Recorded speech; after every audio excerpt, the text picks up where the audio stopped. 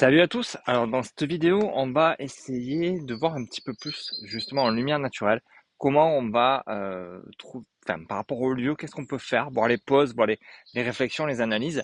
Et après, bon, libre à vous de voir si vous partez plus sur du nu, sur de la photo portrait. Voilà, ça va être à vous de décider. Mais je vais essayer de prendre quelques endroits, de me mettre en situation. Normalement, je pense avoir résolu un peu le problème du son avec les AirPods.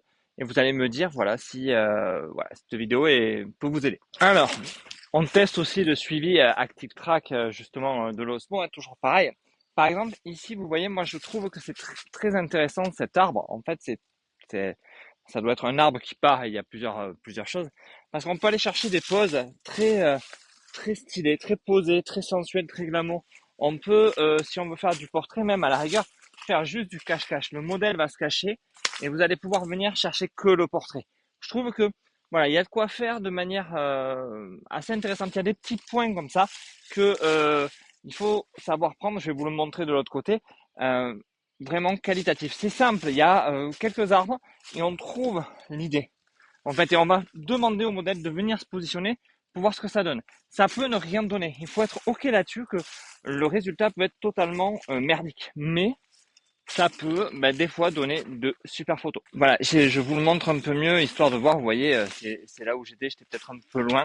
Je fais un petit test et techniquement, vous voyez, c'est beaucoup d'arbres qui se mêlent et on peut faire de super jeux de lumière. Enfin, pas de lumière, pardon, plutôt de super jeux de pose, en fait, un coup sur le mur, caché, un coup, voilà.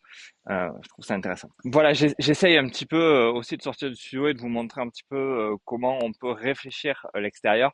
Et j'essaye voilà d'améliorer un petit peu les choses. Donc n'hésitez pas à me dire en commentaire ce que vous en pensez et à mettre un petit peu pouce bleu si ça vous plaît. Alors là, c'est pareil, vous voyez, j'ai le visage qui est énormément dans l'ombre. Et si on recule, vous voyez que la lumière va venir se poser de manière en fait différente sur moi. En fait, je le sens. Ça va vous permettre aussi, si vous avez par exemple une ouverture qui est assez fermée, on va dire F8, d'avoir des gros contrastes. Vous voyez, si je marche, là, on s'aperçoit que la lumière est assez dure parce qu'il n'y a pas de nuage, donc ça se positionne de manière différente sur le modèle. Et là aussi, en ayant une ouverture, alors je sais pas, mais F8, F9, F11, il peut y avoir en fait de super contrastes et on habille de lumière le modèle. Ça peut être aussi quelque chose qui peut être très simple à faire dans un environnement que vous voyez relativement contrasté. Et vous voyez typiquement ici, il y a un petit accès tout en douceur là où le modèle peut descendre. Si vous avez des modèles courageux, il n'y a pas énormément de risques, il y a très peu d'eau. Je vais essayer de descendre un petit peu. Vous allez arriver à pouvoir avoir, je sais pas, des photos qui sont prises dans l'eau, dans un côté un petit peu doux en fait, de quelqu'un qui marche dans l'eau. Voilà, moi sur du nu artistique, je trouve ça très intéressant. Hop, donc voilà, à vous de voir après petit à petit ce que vous pouvez faire. Mais en termes de créativité, j'aime bien aussi. Comme vous pouvez voir, hein, je suis pas allé dans l'eau quand même, hein.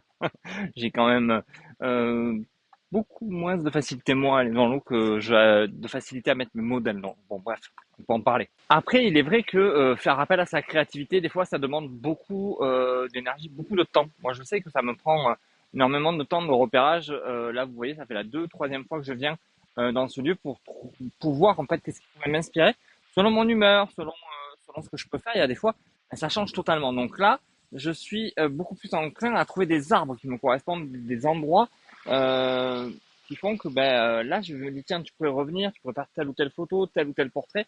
Donc prendre le temps en fait d'explorer ces lieux, c'est pour moi quelque chose de très important. Et typiquement, regardez, là, on va voir, vous allez le voir vraiment sur mon visage, le contraste qui peut se produire en fait selon la lumière et là où elle vient, là où elle va en fait. Et vous allez voir que autour de moi, il peut y avoir des ombres très dures, des ombres très marquées. Alors, on peut aussi faire se tourner, hein.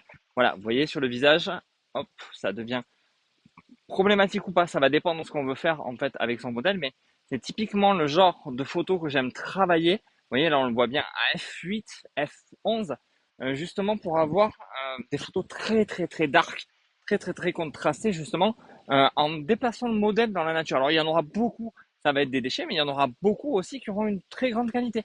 Donc voilà, n'hésitez pas à multiplier les photos. Je ne suis pas pour la photo parfaite en un clic.